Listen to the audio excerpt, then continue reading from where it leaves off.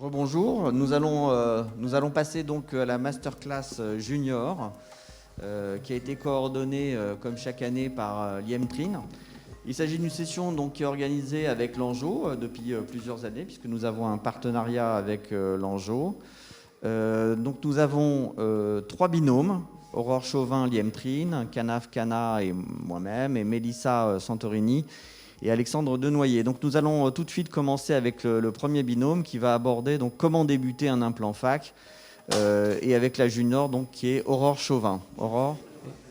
Merci beaucoup, Monsieur le Président. Je vais vous présenter mon binôme. Donc, je vous rappelle, comme disait le Président Thierry Mzalak, que les communications de la masterclass sont co-présentées par un junior et un senior. Et j'ai l'honneur d'avoir à mes côtés Aurore Chauvin, interne représentante de l'ANJO, qui s'est illustrée cette année car c'est elle qui a publié dans le Lancet sur les LBD. Donc, on est très honoré de l'avoir avec nous, pour expliquer aux internes et aux assistants comment débuter en implant fac. Aurore, je te laisse commencer. Donc, bonjour à tous, on va commencer tout de suite par un cas clinique. Donc, vous avez une femme de 28 ans, intolérante aux lentilles, myope à l'œil droit de moins 10 dioptries, moins 1 à 0, et à gauche, moins 9,75, moins 1 dioptrie à 165. C'est stable depuis 3 ans et on vous présente sa topographie. Vous avez en haut à gauche la topographie de courbure avec une cornée régulière et symétrique, un énantiomorphisme qui est conservé entre l'œil droit et l'œil gauche. Sur la topographie d'élévation antérieure en haut à droite et postérieure en bas à droite, vous n'avez pas de point d'élévation pathologique. Et sur la carte topographique, on voit que le point le plus fin de la cornée est bien centré. Sa pachymétrie minimale à droite est de 522 microns et à gauche de 534 microns. Et la question qu'on vous pose, c'est quelle technique de chirurgie réfractive vous pouvez lui proposer ? Est-ce qu'on lui propose un LASIK avec un mur postérieur de 247 microns, un SMILE avec un mur postérieur de 230 microns, un implant FAC, une chirurgie du cristallin clair ou une PKR avec mitomycine pour une pachymétrie totale post-opératoire de 357 microns ? Au vu du titre de la présentation, vous vous doutez qu'on propose un implant FAC, mais la réponse étant pourquoi ? Donc pour le LASIK et pour le SMILE, il faut un mur postérieur résiduel d'au moins 300 microns. Et pour la PKR, il faut une pachymétrie totale post-opératoire d'au moins 400 microns. Pour la chirurgie du cristallin clair, elle est chez les patients jeunes myopes forts, à risque des décollements de rétine, donc on ne va pas lui proposer. Deuxième question, quelle est la condition pour proposer un implant FAC ? Est-ce que c'est un ACD, c'est-à-dire un anterior chamber diameter d'au moins 2,5 ? Donc c'est la profondeur de la chambre antérieure. Est-ce qu'elle doit être de au moins 3 mm ? Est-ce qu'il faut une pachymétrie supérieure à 500 microns, une kératométrie moyenne inférieure à 47 dioptries ou une densité endothéliale supérieure à 3000 cellules par millimètre carré ? La bonne réponse ici, c'est qu'il faut une profondeur de chambre d'au moins 3 mm. La pachymétrie et la kératométrie ne rentrent pas en compte dans les indications d'implant FAC. Par contre, la densité endothéliale, effectivement, est un critère, mais on est plus autour de 2300 cellules par millimètre carré. Donc, si on résume chez notre patiente, on a une pachymétrie totale en post-opératoire de chirurgie par laser cornéenne qui sera trop fine. On a un ACD qui est supérieur chez elle à 3 mm, qui est de 3,45 mm chez notre patiente. Donc effectivement, on peut lui proposer un implant FAC. La chirurgie de l'implant FAC, c'est une chirurgie qui est additive, contrairement aux chirurgies cornéennes qui, elles, sont soustractives. Donc on ajoute une lentille en précristallinien, comme vous pouvez voir sur le petit schéma en bas à droite. On insère cet implant dans le sulcus entre la face postérieure de l'iris et la face antérieure du cristallin, tout en conservant le cristallin. Donc c'est une alternative aux chirurgies cornéennes quand il y a une contre-indication à celle-ci, une myopie qui est trop forte ou une pachymétrie trop fine. Il y a des conditions à respecter, notamment, comme on l'a vu, la profondeur de la chambre antérieure, c'est-à-dire la distance cornée face antérieure du cristallin, qui doit être d'au moins 3 mm, un comptage endothélial qui est autour de 2300 cellules par millimètre carré, mais c'est variable, on le reverra. Et c'est des patients chez qui il faut faire une surveillance annuelle par un comptage endothélial. Son intérêt, donc l'intérêt des implants FAC versus les chirurgies par laser cornéen, c'est qu'on ne modifie pas la cornée. et qu'on a une zone optique qui est plus large. Donc vous avez en bas à droite un tableau qui montre en fonction de la puissance de l'implant la zone optique approximative en cornéen. Et donc vous pouvez voir que jusqu'à moins 10 dioptries, on est sur des zones optiques larges, autour de 7,6 mm, versus en chirurgie cornéenne, une zone optique qui va tourner plus autour de 6,5 mm, soit 1 mm de plus. Ce qui nous permet d'avoir une meilleure qualité de vision avec moins d'aberrations optiques, une meilleure vision nocturne et moins de sécheresse oculaire avec les implants FAC.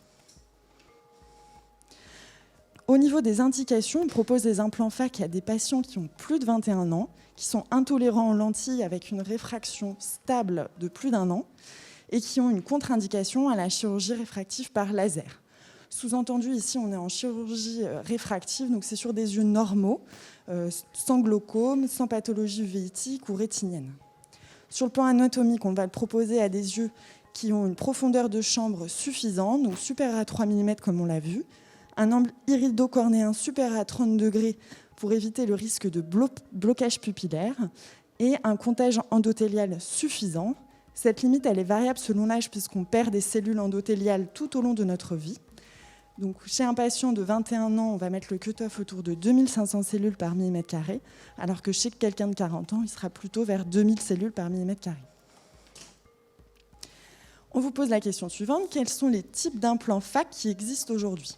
On vous propose l'implant de chambre postérieure, l'implant à fixation aérienne et l'implant à appui angulaire. La réponse ici, c'est les deux premiers, on va le revoir.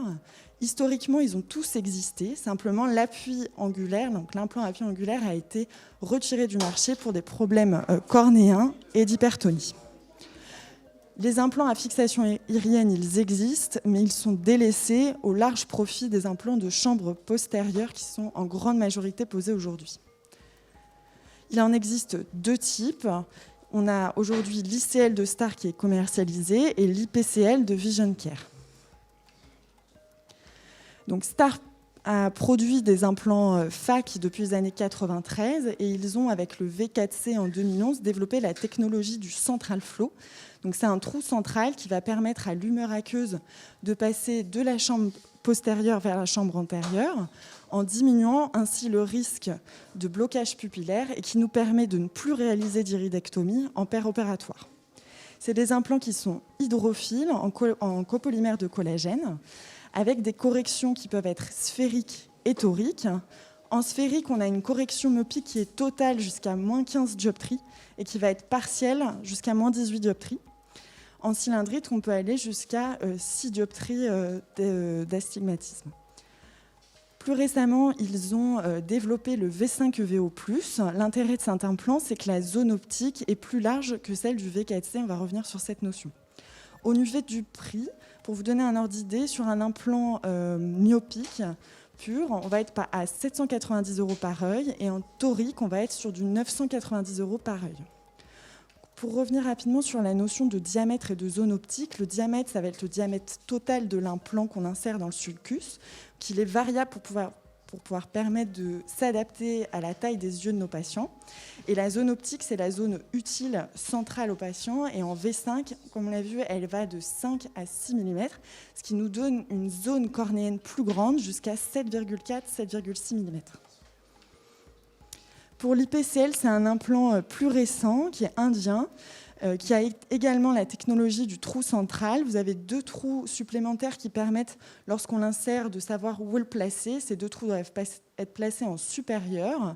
C'est un implant qui est aussi hydrophile en acrylique et qui va avoir une correction sphérique et cylindrique plus large. On va jusqu'à du moins 30 dioptries avec cet implant. En cylindrique, on peut aller jusqu'à du 10 dioptries et on peut y ajouter une addition jusqu'à plus 4. Son deuxième intérêt, ça va être son prix qui est plus réduit par rapport aux ICL de Star. Avec un implant myopique, on est autour de 525 € et en torique, 720 € par œil. Je vais passer la parole au docteur Trine pour le bilan préopératoire, la chirurgie et le suivi. Merci beaucoup, Aurore. Maintenant, quel bilan préopératoire faut-il réaliser pour un patient chez qui on va mettre un implant FAC ? On va commencer par un bilan comme dans toute chirurgie réfractive, avec une topographie cornéenne, une pachymétrie. La topographie nous permettra de mesurer le blanc à blanc, c'est le diamètre cornéen, le white to white horizontal, Les topographes nous permettent aussi aujourd'hui de mesurer la profondeur de champ antérieur, cette distance entre l'endothélium cornéen et la face antérieure du cristallin, comme le disait Aurore. Et en plus de ça, comme bilan, on va demander une biométrie, comme dans une chirurgie de cataracte, qui me permettent également de mesurer le blanc à blanc et l'ACD. On va demander également une microscopie spéculaire afin de vérifier qu'il y a assez de cellules endothéliales pour cette chirurgie. Et puis surtout, maintenant, c'est l'examen qu'il faut demander maintenant quasiment en systématique pour tout patient de chirurgie de segment antérieur, c'est l'OCT de segment antérieur. L'OCT de segment antérieur, comme vous pouvez le voir sur l'image, nous permet de mesurer la profondeur de champ antérieur, c'est la flèche rouge entre l'endothélium cornéen et la face antérieure du cristallin, mais également de mesurer l'angle irido-cornéen pour vérifier qu'on puisse bien mettre un implant phaque. Ensuite, nous allons passer en pratique, après que le patient ait donné son accord pour faire la chirurgie, au calcul d'implant. Le calcul d'implant se fait en ligne, comme on a l'habitude de faire avec les implants toriques de cataracte. On va sur le site du fabricant et ils vont nous demander plusieurs paramètres que nous aurons grâce aux examens complémentaires faits lors du bilan préopératoire. La puissance de l'implant est basée sur la réfraction lunette du patient qu'on a mesurée lors de l'examen clinique. On va nous demander la kératométrie et le diamètre de l'implant. Donc le diamètre, comme disait Aurore, c'est la taille totale de l'implant, est basé sur un homogramme du fabricant par rapport à l'ACD et au blanc à blanc du patient. Et donc l'ACD et le blanc à blanc du patient vont nous permettre de définir la taille du diamètre de l'implant à choisir. Et puis le calculateur nous demande également la pachymétrie. Donc vous voyez, par exemple pour l'implant ICL, il y a 4 tailles de diamètre de l'implant, de 12,1 à 13,7 mm. Vous vous connectez donc sur le site du fabricant. Donc pour l'ICL, c'est star, ocos.starag.ch, puisque c'est suisse. Et puis, vous rentrez sur le calculateur en ligne les coordonnées du patient. Vous demandez si vous choisissez un implant phaque sphérique ou un implant phaque torique. Vous rentrez son nom, son âge, côté de l'œil, son sexe, la réfraction lunette. Et puis ensuite, ce qui est demandé par le calculateur, c'est la kératométrie, comme on a vu, la profondeur de champ antérieur, la pachymétrie et le fameux white to white, le blanc à blanc. Et ensuite, le calculateur nous demande de choisir la puissance de l'implant. On choisit par exemple celui-là et on voit sur la colonne de droite SEQ qui veut dire l'équivalent sphérique attendu. Et donc si on choisit bien cet implant-là, eh bien l'équivalent sphérique attendu pour cette patiente sera de plus 0,14 dioptries. Donc c'est vraiment très proche de l'hémétropie. Et donc le calculateur nous dit que la lentille choisie est un implant torique d'un diamètre de 13,2 mm avec une puissance de moins 12,50 plus 1 à 0,90. Ce qui est important à signaler sur les implants phaque toriques, c'est que contrairement aux implants toriques de cataracte, on rentre l'implant directement dans l'axe horizontal. On n'a pas à le tourner de 90 degrés comme on fait pour la cataracte, puisque c'est fait sur mesure. La toricité est modifiée pour qu'on puisse garder l'implant dans l'axe horizontal. Je vous montre une vidéo de chirurgie, comment ça se passe. Il n'y a pas de difficulté particulière dans cette chirurgie, mis à part le fait que l'implant n'est pas préchargé, donc il va falloir le faire passer dans l'injecteur, c'est ça le plus difficile. Donc on fait une incision horizontale, donc on se met toujours en temporale de 2,75 mm. On réalise 2 contre-incisions à midi et à 6 heures. Et là, c'est là qui est le plus difficile, c'est qu'on va charger l'implant qui est très très fin, et beaucoup plus fin qu'un implant de cataracte. Et ensuite, avec une petite pince, on va tirer l'implant phaque dans sa cartouche.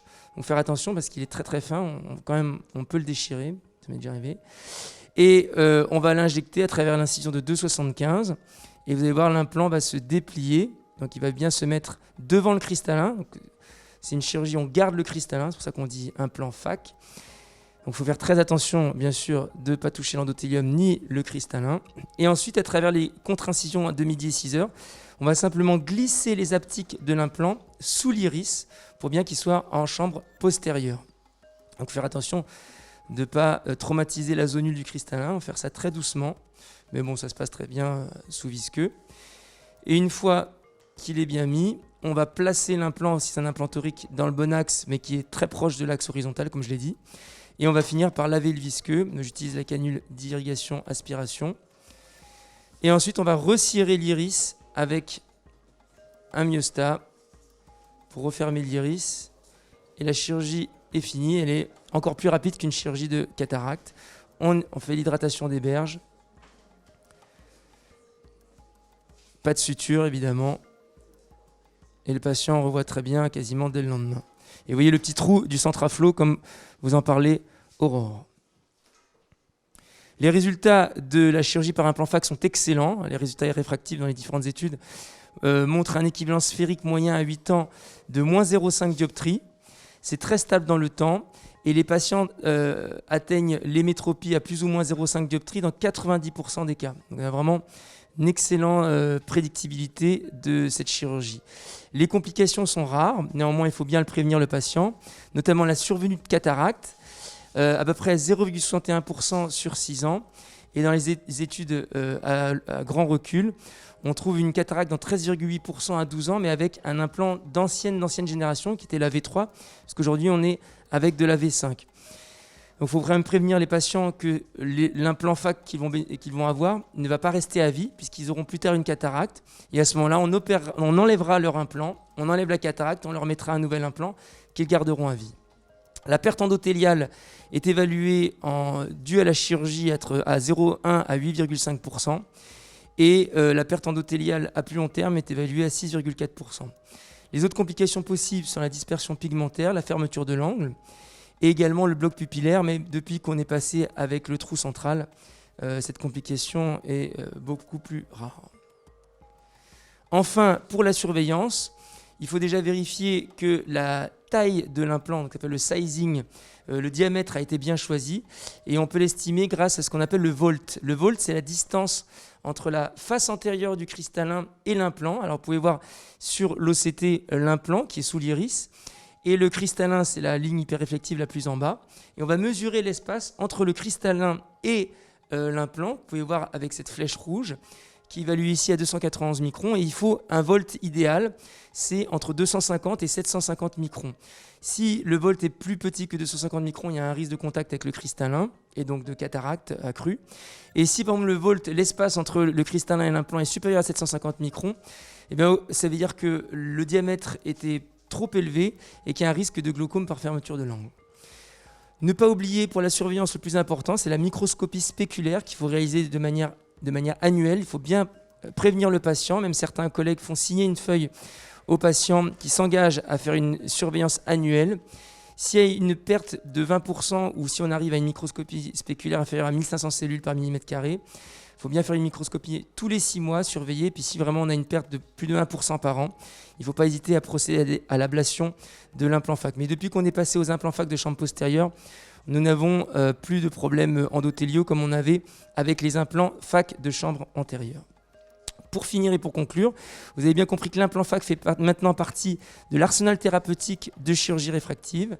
Il faut connaître les bonnes indications, quand on a une myopie trop forte ou une pachymétrie trop fine. Il faut connaître les contre-indications, notamment à la profondeur de chambre antérieure, et prévenir les patients d'une surveillance annuelle obligatoire. Donc je vous conseille vraiment de l'essayer. Je vous remercie pour votre attention. Si vous avez les moindres questions, n'hésitez pas à le poser en ligne. Nous avons l'iPad pour y répondre. Merci Liem, merci Aurore, c'était clair, c'était très agréable à écouter. Donc nous allons maintenant passer, s'il n'y a pas de questions, donc au sujet suivant qui est opérer à travers une petite pupille. Donc, ce qui est un problème qui peut être aisément résolu maintenant, y compris pour les juniors. Donc j'ai eu le plaisir et j'ai le plaisir de travailler avec le représentant en jaune qui est Canaf Cana, être agréable et brillant, avec laquelle nous avons préparé cette communication, non pas à 4 mains, mais à 2 voix. Donc c'est Canaf qui va démarrer et nous allons donc vous présenter ce sujet. On peut lancer le diaporama, s'il vous plaît. Merci, Monsieur le Président. Je remercie également la Société française d'ophtalmologie, la Saphir, et particulièrement le professeur Denoyer pour cette invitation. Alors, qui est intitulé « Opérer à travers une petite pupille ». Nous n'avons aucun conflit d'intérêt à déclarer. Opérer à travers une petite pupille, c'est d'abord faire preuve d'anticipation.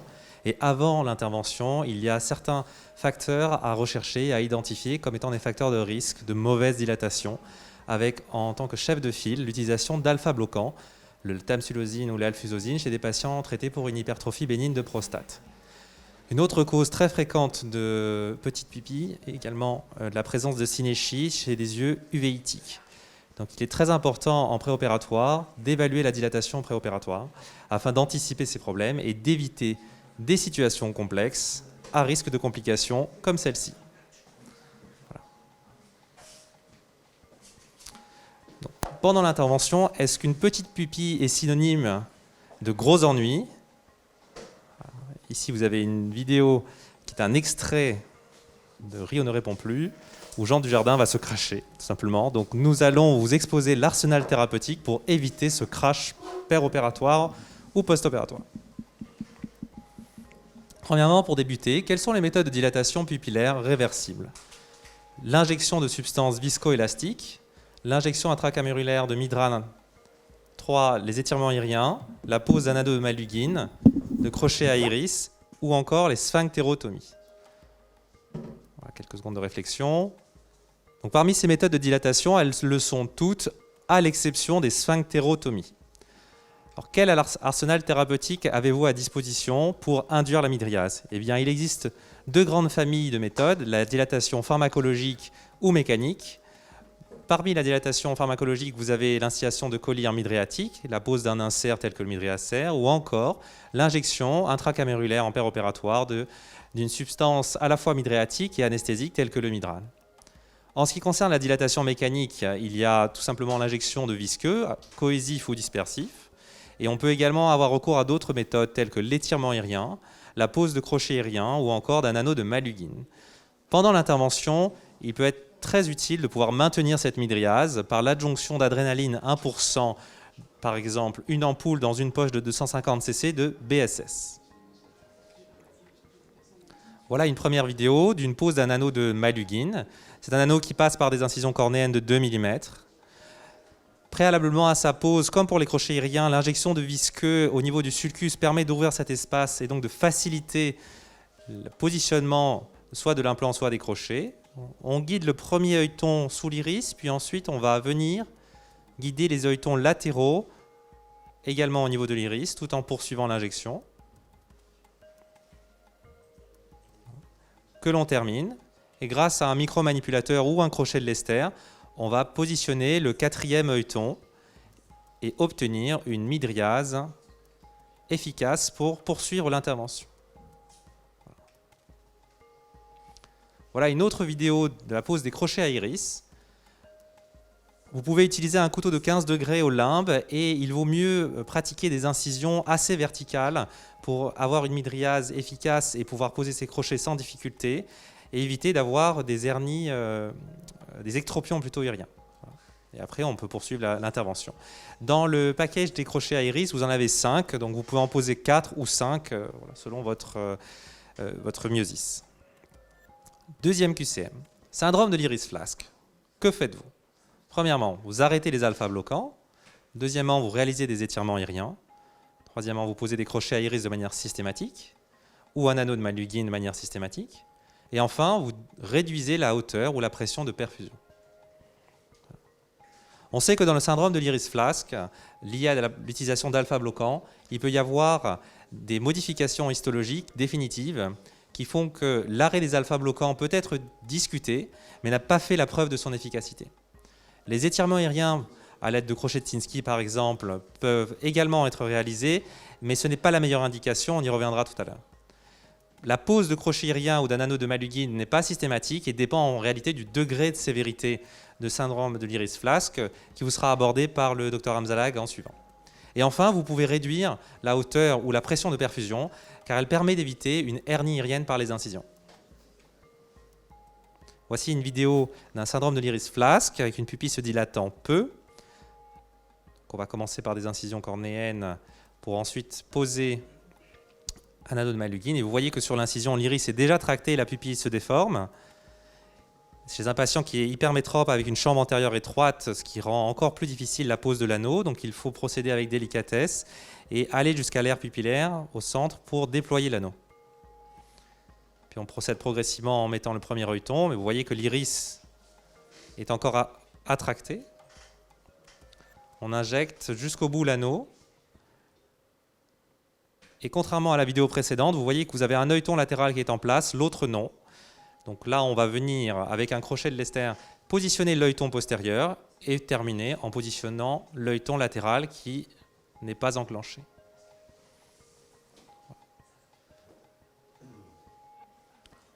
Voilà, cela permet d'avoir une midriase tout à fait satisfaisante pour réaliser le capsulorhexis.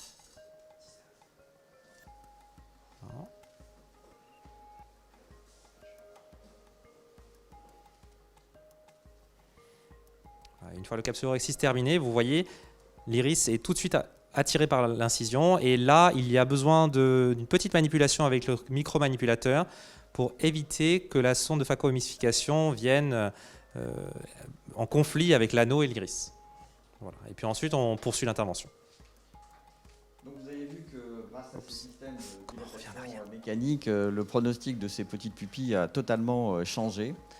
C'est ce bouton-là, a totalement changé par rapport à avant, puisqu'il suffit en fait de mettre ces systèmes de dilatation, que ce soit des crochets, que ce soit des anneaux de Malugine, pour qu'on rejoigne globalement le pronostic et le risque d'une intervention normale. Les petites pupilles sont un facteur de risque de rupture capsulaire postérieure et de complications. Donc ça a été démontré. Donc vous voyez ici les différents grades d'IFIS. Donc le stade 0, il n'y a pas d'effet sur l'iris. Stade 1, donc enroulement du bord pupillaire isolé. Stade 2, modéré, iris flasque avec tendance au myosis, inférieur à 2 mm. Et stade 3, sévère, iris flasque, myosis significatif et prolapsus irien. C'est essentiellement dans les stades 2 et dans les stades 3 que nous allons aller utiliser un système de dilatation mécanique d'emblée en début d'intervention. Il faut savoir que ces systèmes de dilatation mécanique peuvent être utilisés en début d'intervention ou en cours d'intervention, ce qui ne pose pas de problème. Mais effectivement, dans les stades 2 et 3, on préconise une utilisation d'emblée. L'épidémiologie, donc il s'agit d'une pathologie qui a été identifiée par Chang et Campbell en 2005. C'est 0,6 à 3,7% des phacoémissifications. Comme je vous l'ai dit, ça augmente le risque de complications péropératoires et donc le premier cas a été lié à l'utilisation de tamsulosine. C'est 80% des IFIS avec une incidence d'IFIS chez les patients prenant du tamsulosine de 40 à 100%. Attention à un cas particulier, c'est les patients qui ne sont pas sous alpha-bloquants mais qui ont été opérés de la prostate. Donc ce sont des patients qui ont eu des alpha-bloquants des années auparavant, qui ne mentionnent pas parce qu'on leur dit « est-ce que vous prenez des alpha-bloquants ?» Ils disent « non, on n'en prend pas ». Mais ceci dit, ils ont des modifications anatomiques d'IFIS puisqu'elles peuvent apparaître, je dirais, indépendamment de la durée de traitement. Elles sont de deux natures. Ça peut être une atrophie du muscle lisse dilatateur, et il n'y a pas donc de corrélation avec la durée de traitement, ou une atrophie de la région du muscle sphinctérien. Vous le voyez ici, voilà, ici sur un IFIS. Vous voyez qu'il y a ici une atrophie du muscle dilatateur et de la zone du sphincter par rapport à un iris normal en bas. Et donc ça peut survenir même après une durée de traitement extrêmement limitée. Que faut-il retenir par rapport à ces IFIS? La principale cause, c'est la prise chronique de médicaments alpha-bloquants, mais parfois une prise même peu prolongée peut suffire à provoquer un IFIS. La chirurgie de la cataracte requiert des précautions chirurgicales du fait du risque de myosis. Et si on a donc une dilatation qui est moyenne ou mauvaise, il faut utiliser un système de dilatation réversible d'emblée. Si effectivement l'iris se rétracte pendant l'intervention, il faudra utiliser ces systèmes en cours d'intervention.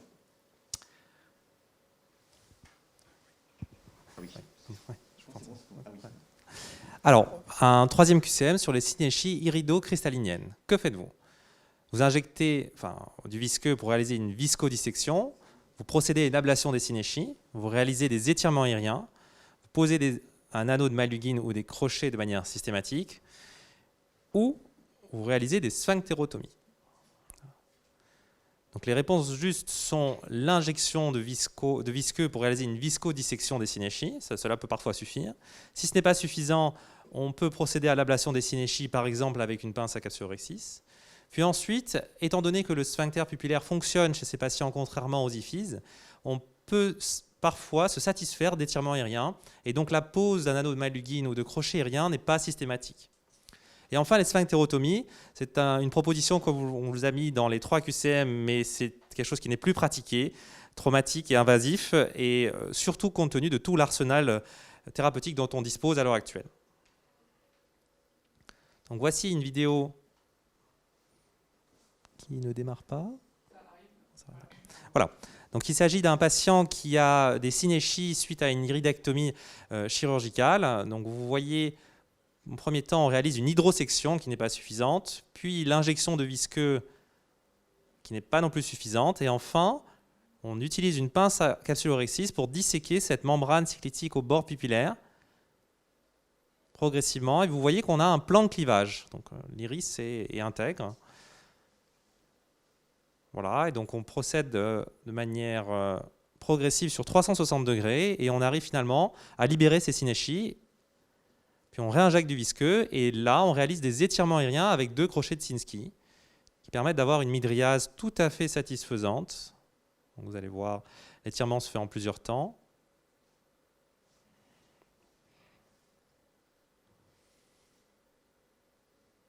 Voilà, on obtient une mydriase tout à fait satisfaisante pour poursuivre l'intervention sans pour autant avoir besoin d'utiliser d'autres méthodes de dilatation mécanique.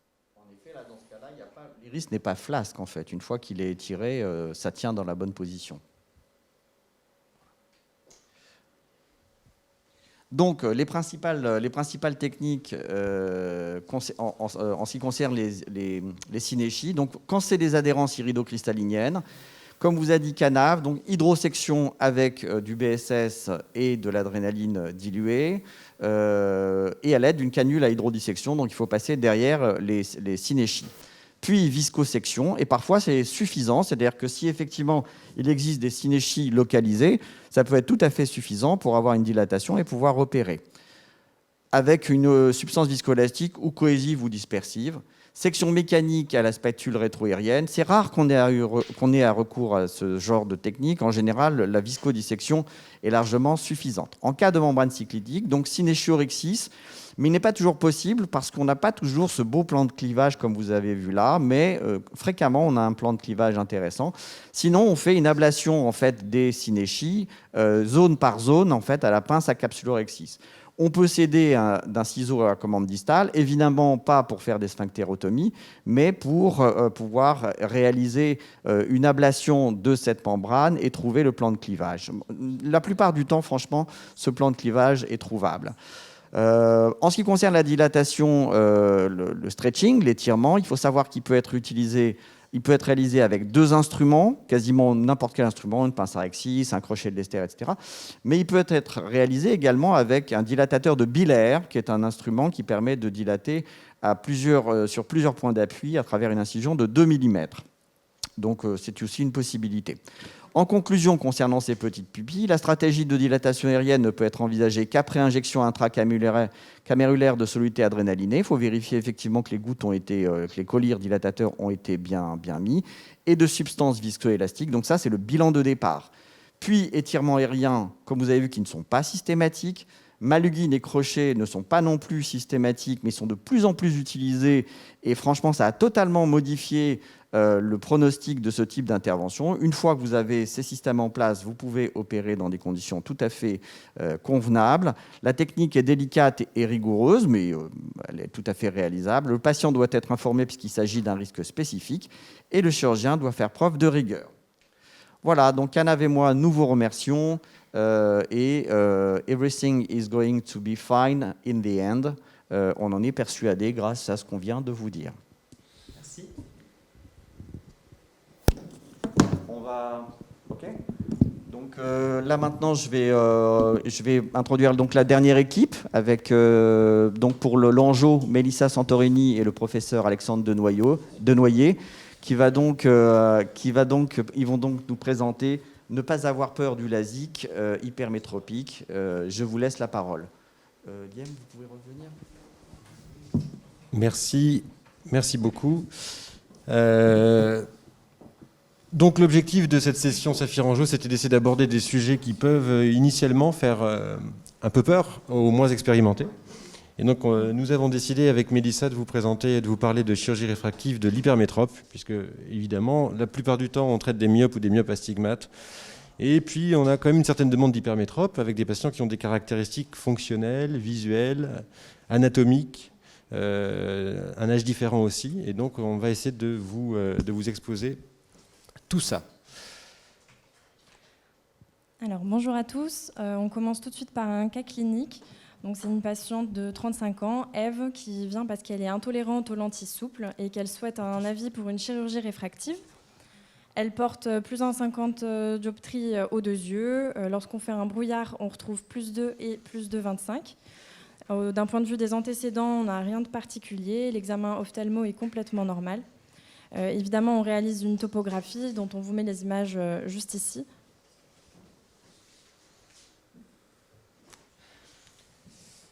Donc nous commençons cette présentation avec un premier cas clinique et une première question.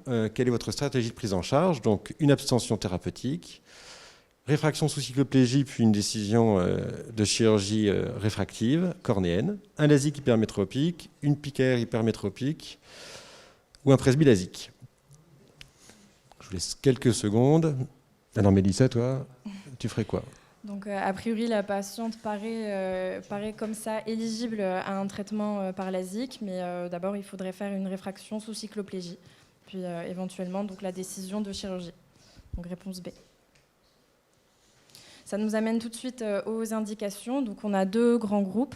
Premièrement, l'adulte jeune qui est hypermétrope et non presbyte. Donc, il s'agit de jeunes adultes qui ont entre 21 et 35 ans, qui ont une hypermétropie depuis l'enfance, entre 2 et 6 dioptries, et parfois un astigmatisme associé.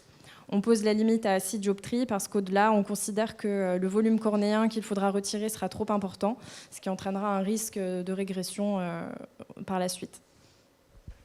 Alors c'est ce qu'on disait dans la question précédente. Hein. Ce qui est important, c'est quand même la réfraction sous cycloplégie, parce que évidemment, ces adultes jeunes sont régulièrement sous-corrigés. Il s'agit, pour une chirurgie qui va être définitive, de réussir de faire la correction adaptée. La cycloplégie ici prend toute son importance, parce que si... hélas, on découvre qu'on a une sous-correction de 1, 2 ou 3 dioptries, eh bien, ça va changer un petit peu notre stratégie thérapeutique. Et puis, ça va demander aussi pas mal d'explications au patient pour lui expliquer que ces lunettes sont insuffisantes et que nous, on va essayer d'en corriger le maximum, et généralement la totalité. Parce que pour l'avenir, comme c'est une chirurgie définitive, il va falloir qu'il s'adapte à une correction saturée totale de son hypermétropie, quitte même à passer par une étape supplémentaire qui serait la réalisation de lunettes à la bonne correction, une fois qu'on a réalisé la cycloplégie, avant de procéder à une nouvelle consultation pour décider ou non de faire une chirurgie réfractive. Alors le deuxième groupe de patients, comme tu disais, bien, ce sont les patients presbytes, évidemment. C'est surtout ces patients qui ont une petite hypermétropie jamais corrigée, jamais symptomatique généralement, et qui autour de la quarantaine vont voir d'un seul coup leur vision de près se dégrader plutôt que les autres.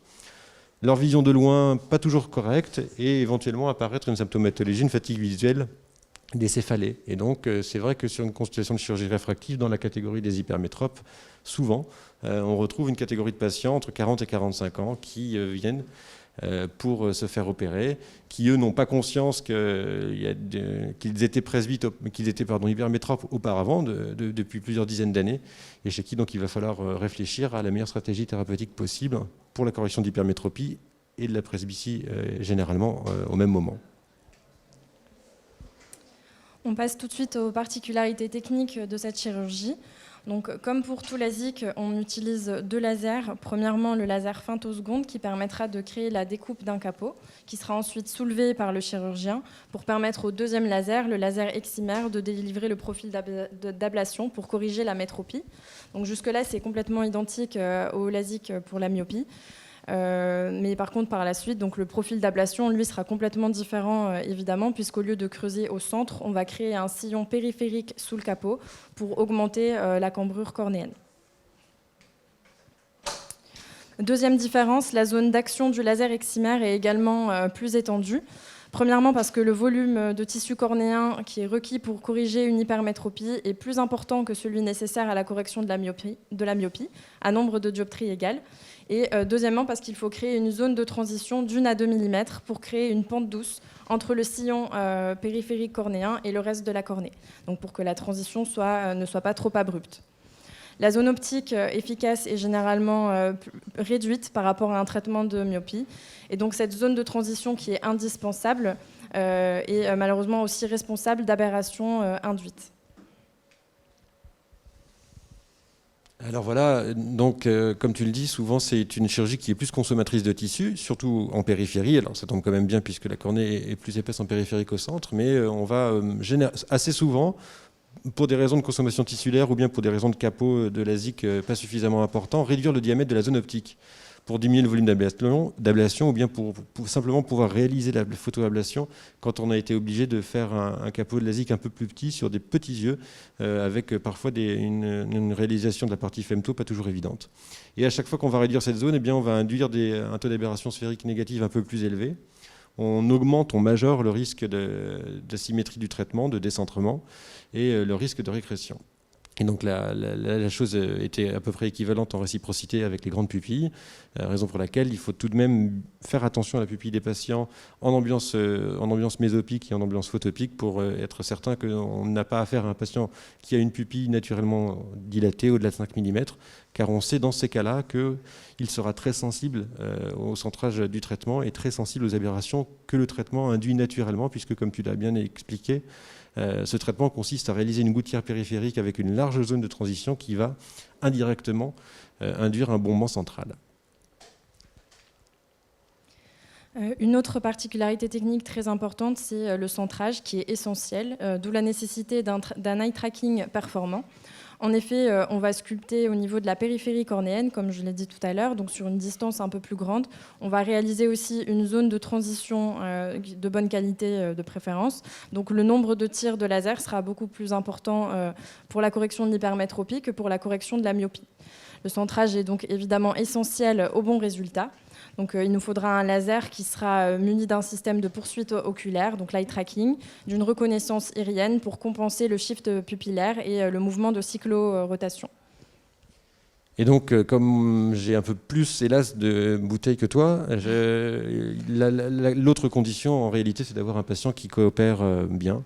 Puisque même si on possède un très bon eye tracking, le meilleur centrage, eh bien, c'est le patient qui regarde correctement la mire pendant la totalité de la durée de la photoablation. Comme tu l'as souligné tout à l'heure, en fait, la durée de traitement va être beaucoup plus longue que pour une chirurgie de la myopie, puisque les spots sont obligés de réaliser un anneau périphérique un peu plus complexe en termes de profil d'ablation.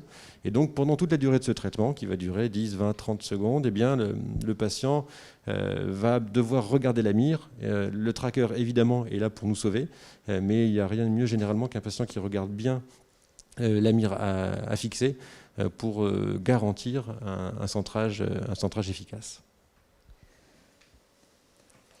Une autre particularité technique et différence par rapport à la chirurgie de la myopie, c'est l'épaisseur du capot.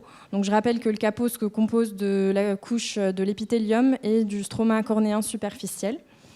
On va sculpter en périphérie beaucoup plus qu'en cornée centrale, comme je l'ai dit tout à l'heure. Et on a aussi un risque d'ectasie cornéenne qui est réduit pour les yeux hypermétropes comparé aux yeux myopes. Donc on n'a pas forcément besoin de réaliser un capot très très fin. On peut réaliser un capot d'environ 130 à 140 microns d'épaisseur, donc contre 110 microns en général pour la chirurgie de myopie. Et ça va nous permettre en plus de diminuer le risque de microplie, d'inflammation de l'interface et aussi diminuer le risque de régression puisqu'on aura un moindre contact entre la couche épithéliale à la surface de la cornée et le stroma cornéen qui a été sculpté par le laser excimer. Donc on file notre cas clinique, donc Ève qui avait 35 ans et qui est venue nous voir pour un traitement de l'hypermétropie avec une réfraction subjective à +2, +2, 25 et comme tu l'as suggéré tout à l'heure à juste titre, on a décidé de faire donc une réfraction sous cycloplégie et on démasque donc une partie de l'hypermétropie comme c'est généralement le cas avec donc +3,50, -0,50 à 30 sur son œil droit et +3,50 sur son œil gauche. Alors nous vous avons mis deux autres examens, puisqu'ils ont une importance en particulier chez l'hypermétrope. Alors vous voyez sur la topographie d'élévation qui repère non seulement le vertex cornéen, mais aussi le centre de la pupille et l'axe visuel, eh bien, on a un angle kappa qui est relativement important. Et puis en bas, la décomposition en polynôme de Zernike des labérométries. Et ce qui est significatif chez cette patiente, c'est une aberration sphérique relativement importante. Donc ça change peut-être un petit peu la stratégie de prise en charge. Donc on fait quoi? On décide de poursuivre dans notre traitement, dans notre lignée. Donc on a fait notre cycloplégie et maintenant on va décider de traiter. Ou bien, au vu des nouvelles données, donc cet angle kappa, un peu plus important que prévu, et cette aberration sphérique, on va décider de s'abstenir. On pense que c'est une mauvaise indication de la PKR hypermétropique. On va adapter la correction optique en lunettes, puis on fera une nouvelle consultation, ou alors on va direct aux implants FAC, comme nous a parlé Liam tout à l'heure. Donc pour moi, si la patiente est toujours éligible à la chirurgie par LASIK, donc je reste sur la même stratégie que celle que j'ai définie en question 1. Bien, je suis d'accord. Pour rappel, donc, je passe tout de suite aux particularités anatomiques et optiques de l'œil hypermétrope qu'il faut maîtriser avant de se lancer dans la chirurgie. Donc forcément, premièrement, la kératométrie qui est plus faible, donc ça rentre dans la définition de l'œil hypermétrope. Une pachymétrie qu'il faudra aussi prendre en compte puisqu'elle sera plus importante et surtout en périphérie, ce qui tombe bien puisque c'est l'endroit où on va creuser avec le laser excimaire. Et un angle kappa. Plus important, comme vous l'avez vu sur notre Orb scan de tout à l'heure, et qui généralement s'avère souvent la règle chez les patients hypermétropes, avec donc un axe visuel au vertex cornéen qui est en nasal par rapport à l'axe pupillaire et dont il va peut-être falloir tenir compte pour le traitement. On va en parler dans les diapos qui suivent.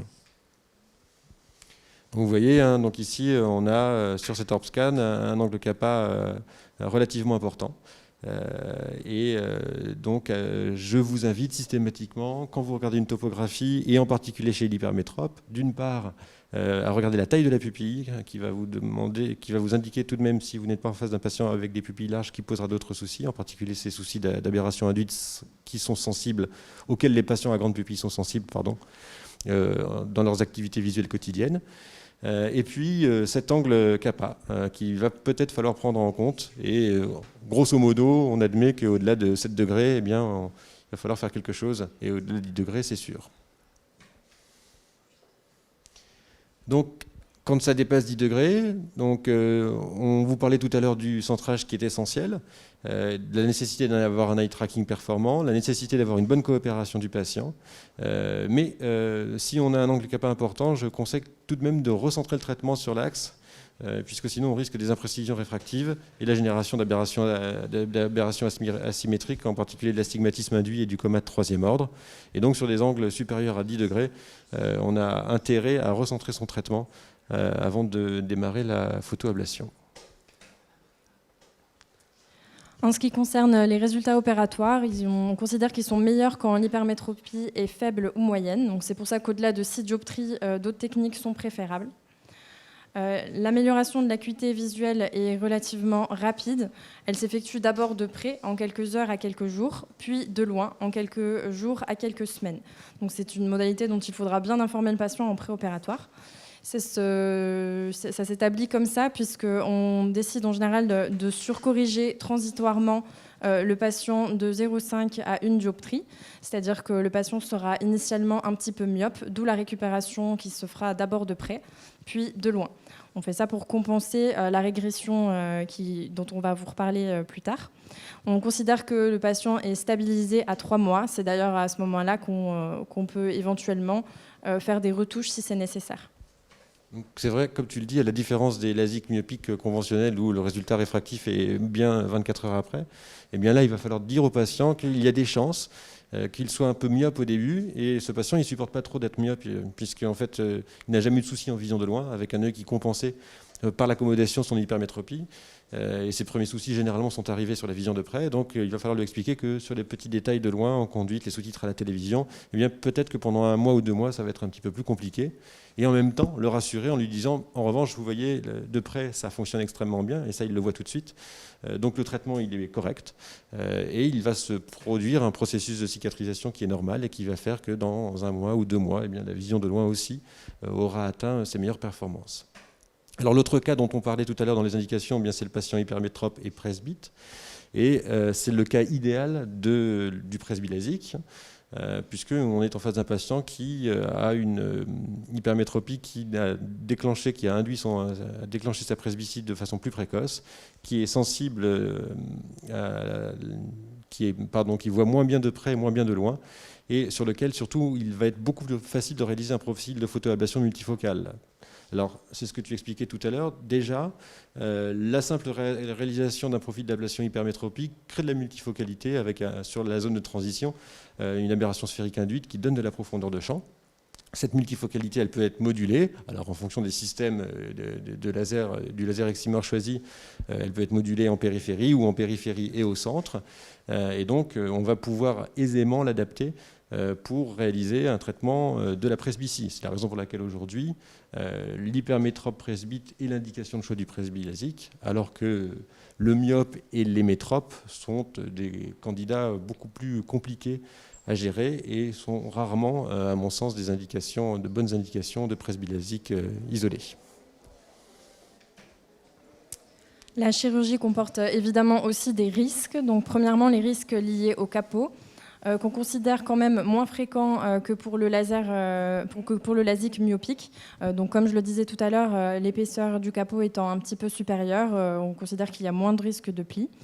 Le second risque important, c'est évidemment la régression, qu'on considère aussi moins fréquente et moins importante que pour une PKR. On y reviendra plus tard. La définition de la régression varie selon les études, mais classiquement, et ce qu'on retrouve le plus, c'est qu'on la définit comme une hypermétropie supérieure à 0,75 dioptrie. Donc cette régression est due à la compensation épithéliale des irrégularités stromales, c'est-à-dire qu'en creusant le stroma cornéen, l'épithélium à la surface a tendance à vouloir compenser les irrégularités et à proliférer. C'est un phénomène de cicatrisation, ce qui va malheureusement un petit peu annuler l'effet du laser excimer. C'est pour ça qu'on établit une surcorrection et une myopie transitoire initiale. Les facteurs de risque sont une hypermétropie modérée, supérieure à 3,50 dioptries, un âge supérieur à 40 ans, une sécheresse chronique ou une zone optique de petit diamètre. Comme pour tout LASIK, un autre risque, c'est celui des halos et des aberrations optiques dues en partie à la zone de transition. Ces phénomènes sont normalement transitoires et s'estompent avec le temps. Et donc il y a des phénomènes, des complications qui sont un petit peu plus fréquentes qu'avec les LASIK conventionnels myopiques ou myopes et astigmates, qui sont donc la retouche chirurgicale. Comme tu le disais, on anticipe déjà une régression qui parfois n'aura pas forcément lieu complètement. Et donc on peut garder une myopie résiduelle qui va nous embêter et qui nous amènera parfois à retraiter le patient. La deuxième chose, ce sont généralement les complications liées au décentrement qui sont source d'une sous-correction hypermétropique et d'induction d'un astigmatisme, et qui peuvent aussi nous amener à un retraitement. Dans tous les cas de figure, pour le LASIK hypermétropique, on ne va pas ressoulever le capot là, au bout de quelques jours, mais on va se laisser quelques mois pour bien évaluer la compensation, les phénomènes de compensation épithéliale et de remodelage cornéen pour voir s'il existe encore une amétropie résiduelle à traiter. Et dans ces cas-là, donc on reprendra, mais plutôt entre le 3e et le 6e mois post-opératoire. Et puis la dernière chose, mais ça c'est vrai pour tous les LASIK, c'est la sécheresse oculaire à bien évaluer en préopératoire et en post-opératoire. On a des patients qui viennent souvent parce qu'ils ont les yeux secs et qui tolèrent de moins en moins leurs lentilles. Le LASIK ne va pas arranger les choses. Et la sécheresse, on sait, est un facteur de régression et de diminution de la qualité de vision. Donc on y veillera avant, pendant et après. On a parlé du LASIK pour la correction de l'hypermétropie, mais il existe également d'autres alternatives. Premièrement, la PKR, mais qui est considérée comme moins stable dans le temps que le LASIK. En effet, donc, le phénomène de régression dont on parlait tout à l'heure est exacerbé par le volume cornéen retiré en périphérie lors d'une chirurgie par PKR. Cette régression existe bien sûr en LASIK, c'est ce qu'on disait tout à l'heure, mais dans le cas du LASIK, on a un moindre contact entre l'épithélium à la surface et le stroma cornéen où est délivrée la correction excimer. Donc cette régression est réduite comparée à la PKR. Autre alternative, la trans-PKR. Donc c'est une chirurgie qui est dérivée de la chirurgie PKR classique, qui est similaire, à la seule différence que c'est une chirurgie 100% laser, sans contact entre le chirurgien et l'œil, y compris pour la première étape qui consiste en retrait de l'épithélium, qui est donc dans la PKR classique réalisée à l'alcool ou de façon mécanique, et qui est dans la trans-PKR réalisée directement par les faisceaux laser. Cette chirurgie fait l'objet de nombreuses études, donc on a réussi à mettre en évidence la diminution du temps de récupération avec une meilleure cicatrisation. On se pose également la question d'une diminution de la douleur post-opératoire, ce qui n'a pas encore été tout à fait mis en évidence. On n'a pas d'effet prouvé en revanche sur une moindre régression finale. Troisième technique possible pour corriger l'hypermétropie en chirurgie réfractive, le SMILE. Donc, je rappelle qu'il s'agit d'une chirurgie réfractive où on effectue une découpe de lenticule dans le stroma cornéen par le laser femtoseconde et on retire ensuite ce lenticule par une incision de quelques millimètres. Il n'y a pas de capot, contrairement au LASIK. L'épithélium cornéen reste intègre, contrairement à la PKR. Et il n'y a pas d'utilisation du laser excimaire. On utilise uniquement le laser femtoseconde et puis évidemment les mains du chirurgien. Cette chirurgie comporte certains avantages. La douleur est moindre comparée à la PKR puisqu'on a une intégrité de l'épithélium cornéen. Il y a moins de sécheresse que pour le LASIK. Il n'y a pas d'effet indésirable lié au capot puisqu'il n'y a pas de capot, mais aussi des inconvénients. Il n'y a pas de retouche possible avec la même technique. Donc s'il faut revenir opérer cet œil, il faudra faire un LASIK ou une PKR. Et la récupération serait plus lente qu'avec un LASIK. Et puis donc de façon plus synthétique, parce que ce n'est pas l'objet de cette communication, mais c'est vrai qu'aujourd'hui l'hypermétropie n'est pas traitée, commence à peine à être traitée en SMILE, parce que le profil du lenticule à retirer a été extrêmement compliqué à définir. Il s'agit donc d'un lenticule qui est beaucoup plus épais en périphérique au centre, avec des difficultés d'une part techniques de réalisation du lenticule par le laser, donc sur cette chirurgie qui est tout femtoseconde, et d'autre part des difficultés d'extraction de ce lenticule qui est beaucoup plus fragile au centre qu'en périphérie, et beaucoup plus épais en périphérique au centre, et plus difficile à retirer. En conclusion, le LASIK demeure pour l'instant la technique de choix pour corriger l'hypermétropie en chirurgie réfractive. Les indications sont à maîtriser, ainsi que les particularités techniques et les petites différences avec le LASIK dans la correction de la myopie.